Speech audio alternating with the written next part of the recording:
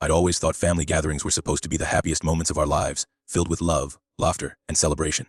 But for me, they became nothing more than a stage for my sister, Emily, to steal the spotlight. Every major event in my life, whether it was my college graduation, my engagement party, or even my wedding, seemed to revolve around Emily and her mysterious allergies. It started at my graduation party, the day I'd worked so hard for. Everyone was there to celebrate me, but Emily suddenly couldn't breathe. Someone had worn lavender perfume, and out of nowhere, she was gasping for air, her face red, her hands fluttering like a butterfly caught in a storm. Of course, she had to leave early, missing my speech, but the doctor found nothing wrong. Lavender perfume was never a problem for her before. Still, it didn't stop her from playing the victim. That was the first time. But it wouldn't be the last. At my engagement party, she had an allergic reaction to flowers. All flowers. She insisted my fiancé drive her to urgent care, where of course, she was fine. Later that night, I found out she was out clubbing, laughing with friends, as if nothing had ever happened. And it kept happening. At my wedding shower, she couldn't breathe because of the latex in the balloons, except she was sitting 20 feet away from them. The list of her so-called allergies was endless: flowers, latex, perfume, champagne, bubbles, you name it. If it wasn't her party, she had to be the center of attention. By the time my son's first birthday rolled around, I'd had enough. Emily was going to ruin it with her next emergency. I just knew it.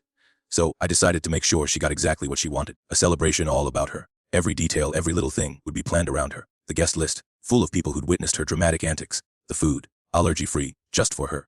If she wanted to be the center of attention, I'd give her the spotlight she craved. What she didn't know was that this time, I was going to make sure the truth came out. It wasn't just one event. It wasn't just a series of accidents or coincidences. No, it was a pattern, one that became impossible to ignore. And every time it happened, I felt the same sting in my chest. The feeling that somehow, I wasn't enough. That no matter what I did, the spotlight always shifted away from me and onto Emily's dramatic emergencies. It was my college graduation, a day I'd dreamed about for years. After all the sleepless nights, the hard work, and the late-night study sessions, this was supposed to be the moment I'd get to shine. I remember walking into the room, my family and friends gathered around, their eyes beaming with pride as they congratulated me. But in the middle of all the joy, Emily suddenly started coughing, her face turning a shade of red I'd never seen before. Then she gasped for air, clutching at her throat as if she were suffocating. The room fell silent. Everyone's attention immediately snapped to her.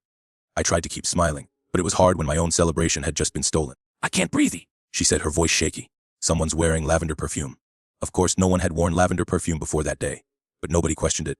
My dad whisked her away, driving her home while I stood there speechless. The doctor later told us it was a panic attack, a moment of stress, nothing serious at all. But to everyone in that room, it had been an emergency. It was like her drama had become the highlight of the evening. I had barely finished my speech, and she'd already stolen the attention. The next time it happened, at my engagement party, the same thing unfolded. It was flowers this time.